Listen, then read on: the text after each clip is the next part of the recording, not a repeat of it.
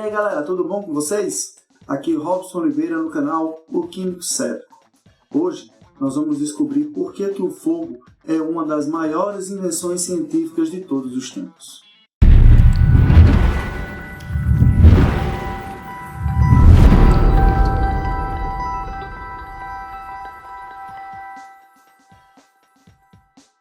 Desde os tempos mais remotos que o homem tenta entender o que está por trás do fogo. Uma tribo da tradição Tapuia, aqui da Amazônia, diz que antigamente, quando os povos primitivos dominavam a floresta, eles ficavam maravilhados com o poder dos raios. E quando caía um raio que vinha do céu e a floresta pegava fogo, então eles faziam de tudo para dominar aquele fogo, botavam as mulheres para tomar conta daquela chama até que ela não se apagasse. Acontece que um dia, um feiticeiro da floresta escolheu o guerreiro mais poderoso da tribo e transformou ele num pássaro, e deu a ele a missão de ir até o céu, brigar com os deuses e trazer o fogo. Conta essa lenda que esse guerreiro voou até o céu, brigou com os deuses e com o raio, trouxe o fogo na ponta do seu bico e o entregou aos homens que passou a dominá-lo. Porém, ele ficou cheio de sequelas e com seu rosto deformado da briga e de trazer o fogo no bico. Não podendo conviver com aquilo, deprimido, tristonho, sempre motivo de risada dos companheiros, ele pediu que o feiticeiro o transformasse definitivamente em um pássaro. E eis que o feiticeiro, atendendo seu pedido, transforma ele no belo pássaro Japuaçu, que é esse pássaro que vocês estão vendo aí na tela. Essa é só uma entre tantas outras lendas, como por exemplo a de Prometeus, que tenta explicar a origem do fogo e como que o homem passou a dominar o fogo. Na verdade, o fogo é uma das maiores descobertas científicas de todos os tempos.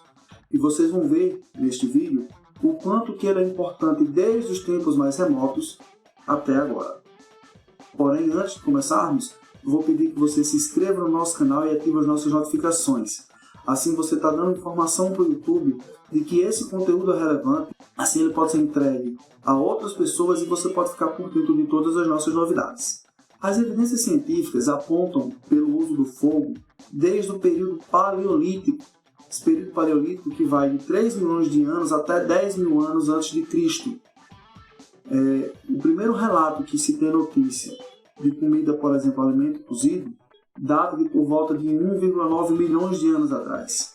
Existem evidências do uso do fogo pelo Homo erectus, descendente direto da nossa espécie humana, que datam de 1,8 milhões de anos, sempre, até então, usando fogo natural, ou seja, as chamas que aconteciam através de fenômenos como os raios, como as erupções vulcânicas, ou naturalmente pelo vento, e o homem dominava esse fogo. Foi o único animal que teve coragem de se aproximar dessas chamas e usá-las a seu favor. Os cientistas relatam que os homens pegavam aquele fogo com as troncas e ficavam controlando esse fogo, fazendo de tudo para que ele não se apagasse.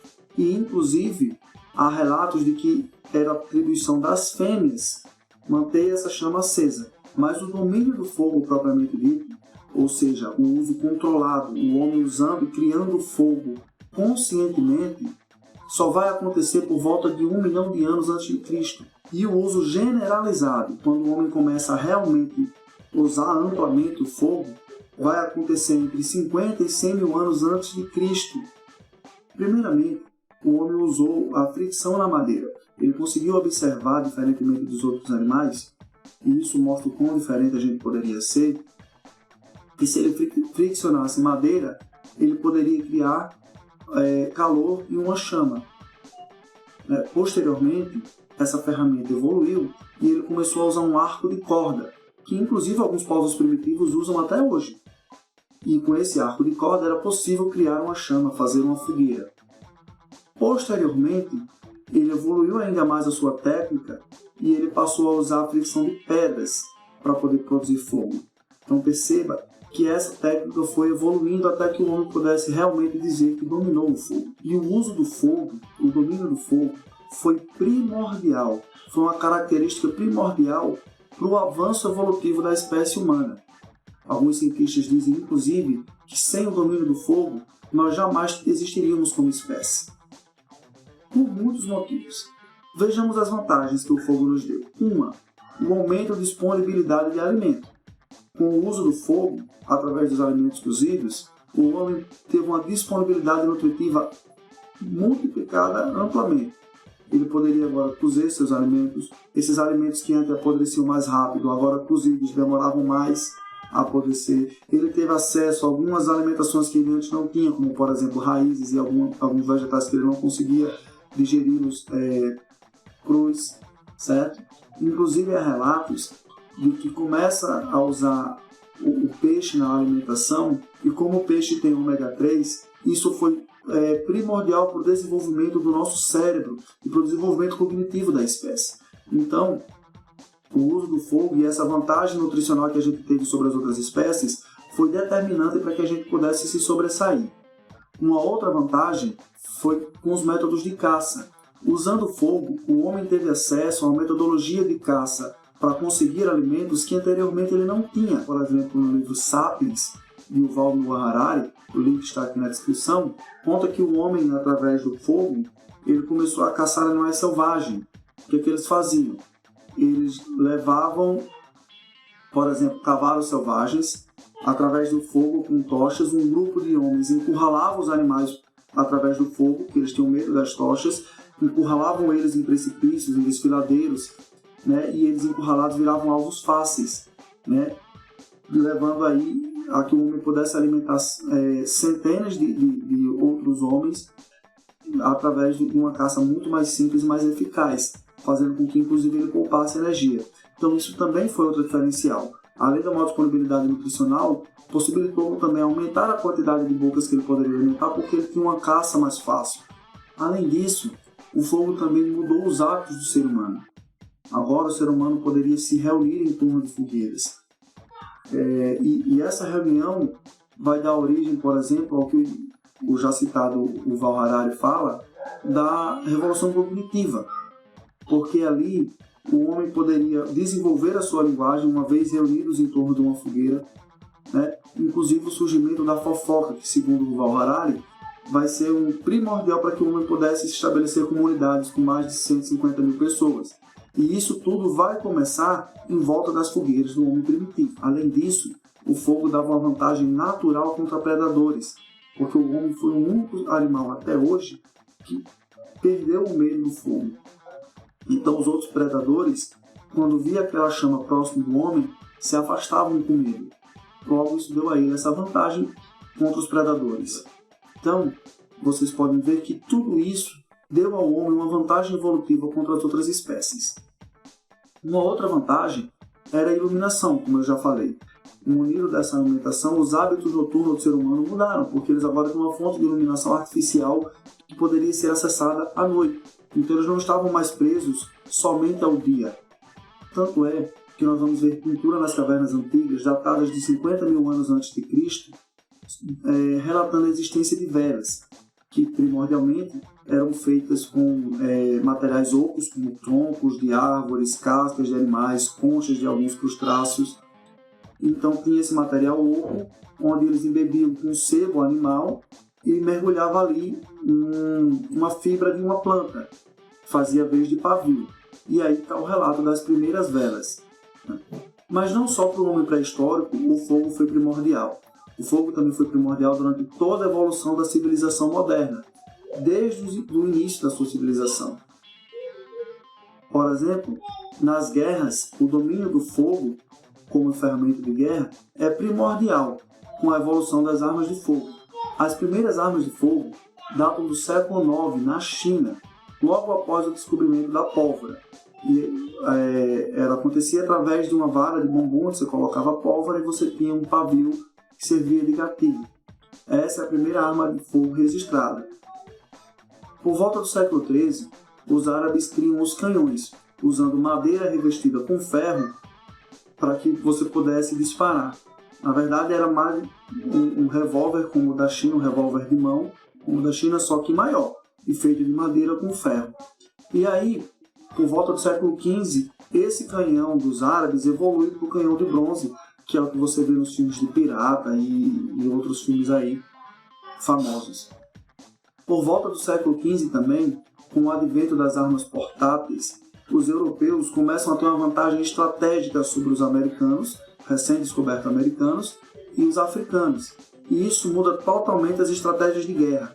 E isso foi primordial para que a Europa se expandisse a partir do século XV e dominasse praticamente todo o território global, né? Então, nós aqui no Brasil, por exemplo, fomos dominados pelo europeu, porque quando o europeu chegou, encontrou índios armados de lança, machado, facões, na verdade nem facões tinham, porque não tinha domínio de ferro, né? E os europeus estavam lá com armas de fogo e, enfim, a vantagem vai desleal. Então, o domínio das armas de fogo que vai acontecer, o advento das armas portáteis que vai acontecer por volta do século XV, vai ser primordial para que o europeu dominasse o mundo. Mas não só para a guerra.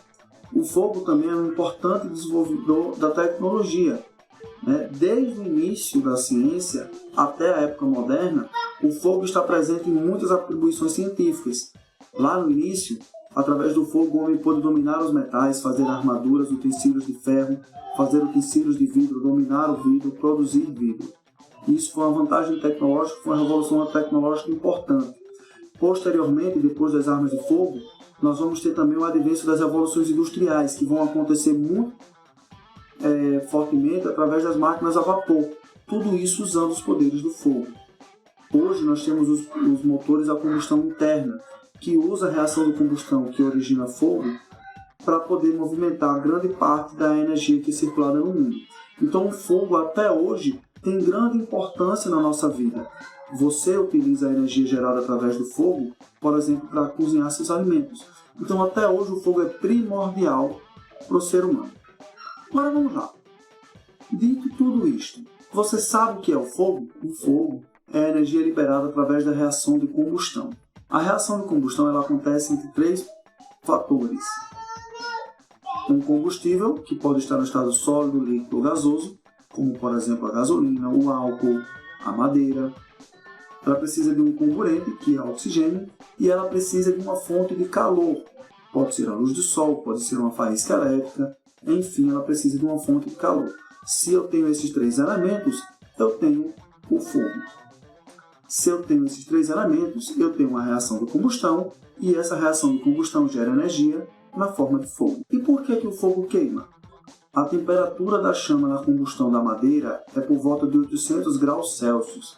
E na chama de um fogão, por exemplo, a combustão do gás butano, ela é de aproximadamente 1200 graus Celsius. Ou seja, é muita temperatura, é uma temperatura muito elevada.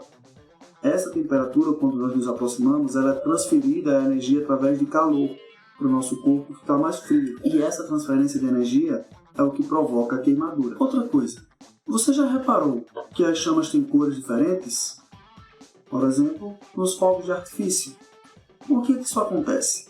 A cor da chama depende do elemento químico que está em combustão. Isso tem a ver com a distribuição eletrônica e os saltos eletrônicos que acontecem a nível atômico. Então, cada elemento químico tem uma assinatura de cor diferente e vai emitir uma chama de cor diferente. E se você precisasse? Você sabe como apagar o fogo? Essa resposta é muito simples. Para se ter fogo, você precisa de uma reação de combustão. E para se ter uma reação de combustão, você precisa ter aqueles 3 elementos: combustível, comburente e energia na forma de calor. Se eu cesso qualquer um desses elementos, eu cesso a reação de combustão e eu cesso assim o fogo. Ao jogar água, por exemplo, você está reduzindo a temperatura, ou seja, eliminando o calor, e aí você apaga a chama.